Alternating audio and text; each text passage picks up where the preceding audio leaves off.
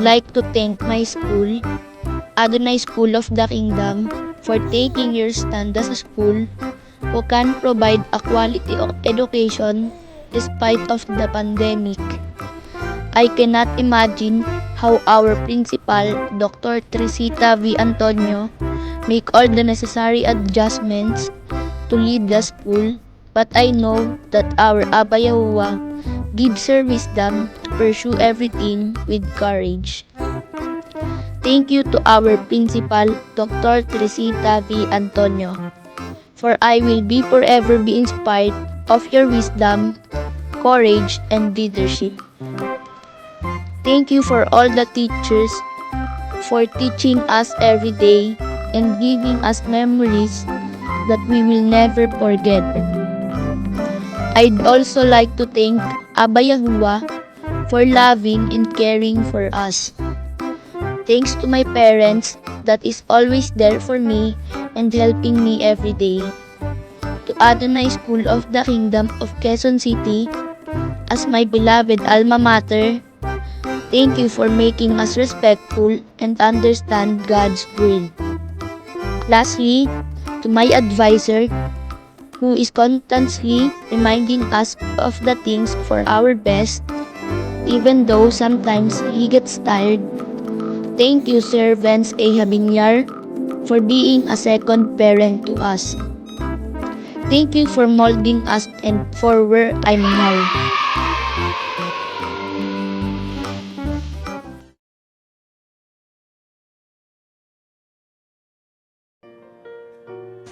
To our dear school, I thank Adonai School of the Kingdom for accepting me as your student.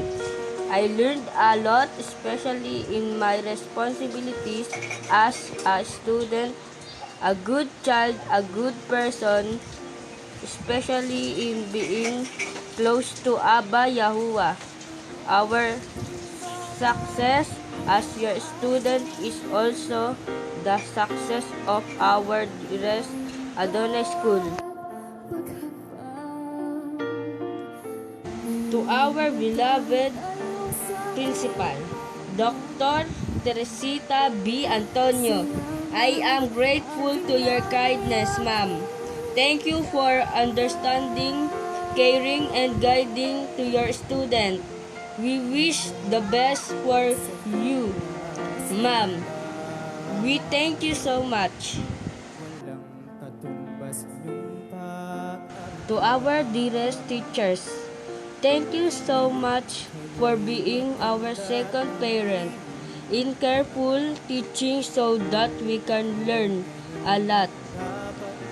To have a good and quality education, knowledge, and to be a good child and responsible citizen.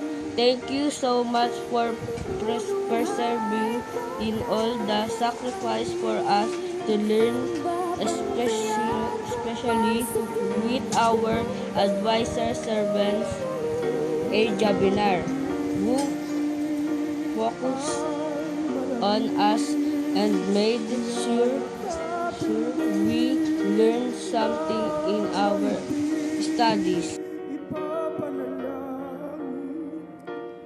For my dearest mama, I am so lucky that you become my mama.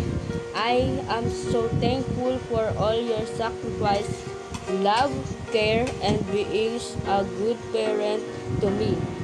I promise that I will improve my studies so that one day I can fulfill your dream for me and we will be together again and you will no longer have to go abroad just to provide from my needs.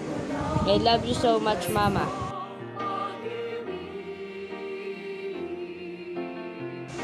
Above all, to our Creator, Abba Yahuwah, thank you for everything. Thank you so much for my life in forgiving all our sins.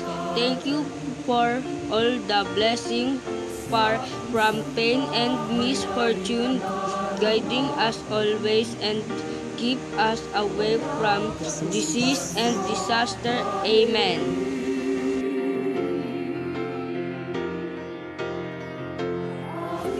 Our dearest advisors, servants, I thank you for teaching us, guiding me, making sure I learned. Thanks for the love as my second parent. I pray that you will always be healthy and far from harm. We thank you so much, servants, and to all my beloved teachers.